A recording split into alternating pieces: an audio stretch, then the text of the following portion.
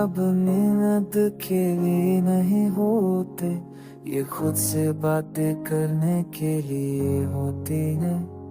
मैं सवाल करता हूँ और खामोशी जवाब देते क्या, बस वक्त ने साथ नहीं दिया। मैंने जवाब तलाश करना छोड़ दिया है, अब बस जीना सीखा हूँ दर्द के साथ, सब्र के साथ। हर शाम तुम्हारा नाम कर गुजरती है, और हर सब तुम्हारी कमी दिखी जाती है।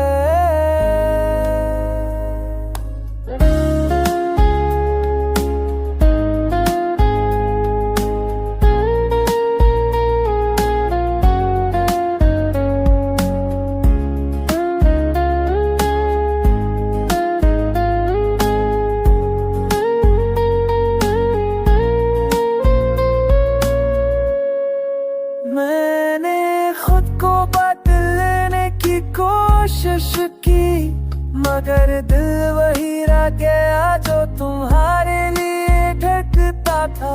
हर गुजरे दिन के साथ यादें मजीद गहरी हो जाती है, और हर रात दिल तुम्हारी कमी का एहसास दिलाता है।